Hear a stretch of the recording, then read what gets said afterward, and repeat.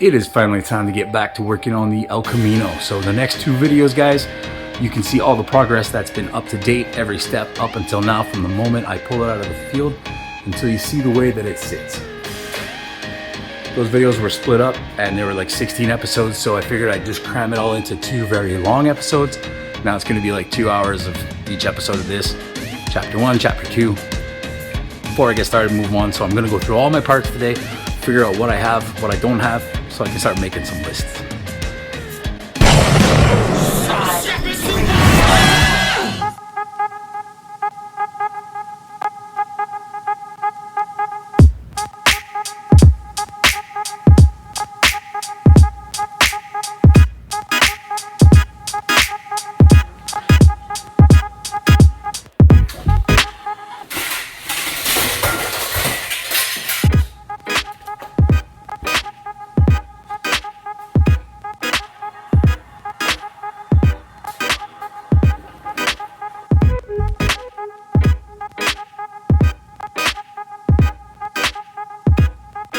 Last video, we got a little to-do list on the car itself, on the El Camino, truck, car, truck. I don't know what you want to call it, but I made a list of stuff that I had to revisit on there and redo and kind of like explain the next steps of the project. And then we took a little virtual build of what the car could, should, would, and probably is going to be. Except for on Forza, I kind of did the livery, the paint scheme, a little magane, a little busted up, kind of like this one is. But today, I went through all the shelves, all the storage, all the things in the back. Like I said, I had to go through all those bins up there. That's done, but I'm left with a big mess behind. Now I'm just going through all the parts that I have to see what I need and see what I don't. And we gotta start making a parts list. We have a to-do list, now it's time to make the part list. While I was searching through everything, I found some RX-7 parts. I found a whole ton of parts for the Acadian. I put those back up there. And here's pretty much all the parts I found that I'm gonna throw on the El Camino. Some things maybe not, some things maybe so. I've got to go through each and everything here that's on the shelf, figure out what's what, and we'll go from there. So I want to run through it real quick. Coil packs. I got a big ground wire here. Pretty confident this is the alternator that came off of it, but I'm not too sure. Got another one down there, some other parts. These are starters off of various things. These autometer gauges I'm actually saving for the Acadian, the 66 Nova. Now, I'm not sure which friction plate was in this. It's gonna run on the transmission. The truck has a NV3500, just like a Chevy pickup. It's either that plate or the other one, which is somewhere, it's gone. Anyway, we got this. Whew. Really crazy starter. This is a clutch from an LS7, the flywheel. Pressure plates underneath. It's kind of been sitting around a while. I don't know if I can get that resurfaced.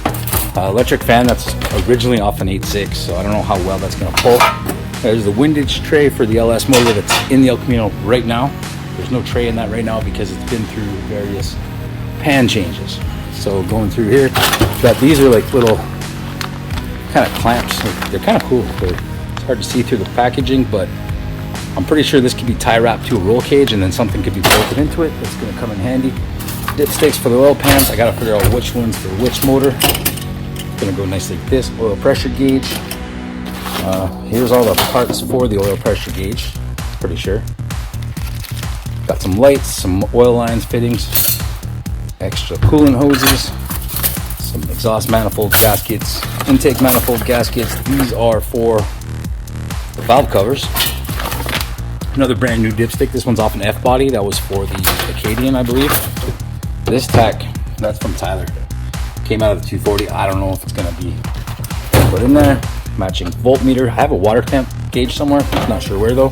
This is a brake booster off a Corvette. It's gonna go super well with everything that's on the front of this El Camino, because it's all Corvette up front, LS motor, and Corvette in the rear. So that booster, master cylinder, it's gonna come in very handy. I just gotta figure it all out, how it works and how I'm gonna mount it. This shouldn't be here. This is audio cables, and I don't do audio in most of my cars. This is for JM. This side I got. We'll start from this side then. Nice big radiator. This was also from the 240, but it is meant for the LS engine, so it should be adequate. I have Aeromotive fuel pump. Now, depending on what kind of fuel cell I'm going to use, it's either going to be in like an inboard one like this, or inline like so. This one is pretty wild. It can do up to like 1400 horsepower. This one's a 285. It came out of a Supra, brand new, good to go.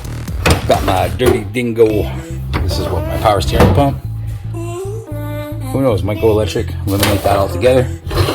Nice little hydro brake. Some more wire. Some more coolant tubing. This is like an old school line lock. Might be kind of cool for this car. And I found some wire loom that just I had sitting around, so that'll probably come in handy too, because this basically I got to do everything top to bottom, all the wiring and everything else on this machine. So I'm gonna organize it and then figure out what's what. And I got seat rails here too, Sparco seat rails on top of it, so I could actually make some sort of adjustable seat rails and be able to move the seats depending who's driving and whatnot. Here's a couple other parts that were just for initially for the Nova. Like, these gauges are definitely staying on there. I got this pilot start button, which is kind of racy, kind of cheap, so that probably won't make it into the Nova. That'll probably end up in the El Camino. And this Sparco fuel cap, it's a very nice piece.